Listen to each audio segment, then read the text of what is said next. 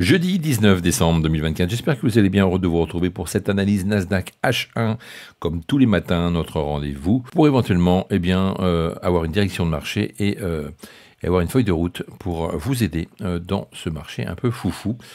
Vous avez pu le constater, on a dévissé cette nuit, en tous les cas hier soir, à cause du FOMC évidemment, puisque Jérôme Powell a décidé d'annoncer qu'il n'y aurait qu'une seule baisse de taux et qu'il n'y en aurait pas pour l'instant pour l'année 2025, puisqu'il y a encore de l'inflation, donc ça peut changer, mais en tous les cas, hier ça a été très très mal reçu par le marché et ça a complètement dévissé. Si on revient un petit peu sur ce qu'on avait dit hier, on attendait des niveaux intéressants. Celui-ci, là on avait mis une borne basse pour avoir un range entre ces deux bornes-là. Finalement, le marché est quand même bien monté, a été chercher le niveau supérieur. Un beau petit range ici. Et qu'est-ce qu'ils ont été chercher ? La grosse zone de liquidité qu'on avait tracée ensemble, rappelez-vous. C'était pas anodin. Et du coup, après, boum, c'est descendu côté vendeur sans problème pour retourner sur quoi ? Sur ce niveau, cette zone qu'on avait également précisée pour un retour, pour forcément essayer de faire des rachats.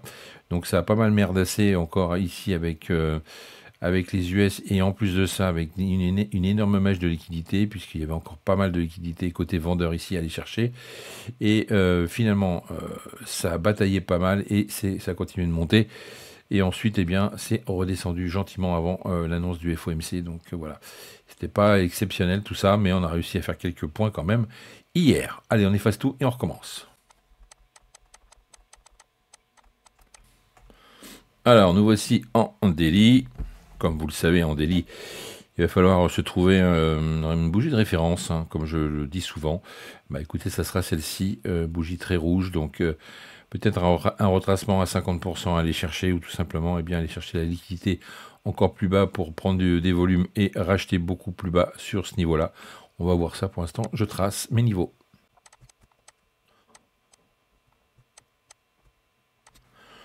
Allez, voilà ce qu'il en est pour le H1. On va attaquer les zones maintenant. Donc voilà ce qu'il en est pour ce matin.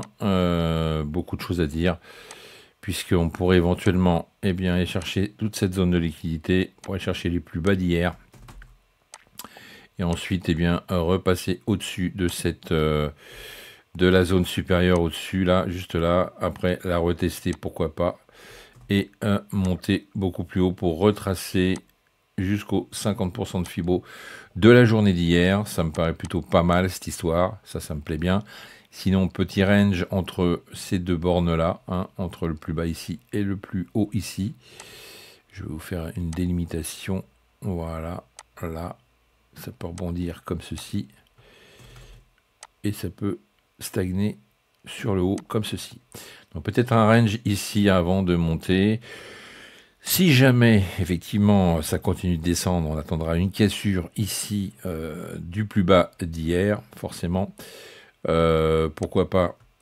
Alors on va quand même dessiner le scénario, une cassure de ce bas qui pourrait nous emmener sur un pullback dans cette zone là, et après tout simplement descendre beaucoup plus bas.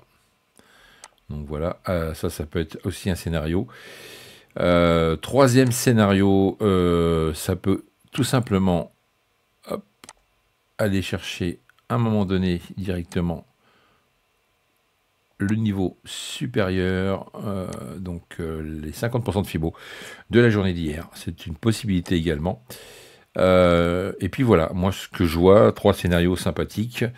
On part directement à un moment donné, alors peut-être pas maintenant, mais pour beaucoup plus tard, quand on aura fait quelques va-et-vient sur le range, on pourrait éventuellement, d'ailleurs je ne vais pas le noter comme ça, je vais le noter comme ça, et ensuite, soit on vient chercher cette grosse zone de liquidité pour recharger un maximum, pour avoir beaucoup plus de contrats et de stop positionnés, les chasser et hop, repasser en côté positif et retourner sur ce plus haut ici qui est intéressant, puisque c'est les 50% de Fibo de la journée d'hier, toujours une belle référence de prix, voilà, ou tout simplement on casse, on fait un pullback en dessous de la zone et on redescend encore plus bas. Voilà, passez une excellente journée de trading, on se retrouve pour la dernière journée demain évidemment, et soyez prudents une fois de plus, allez, à demain. FX Corp Trading.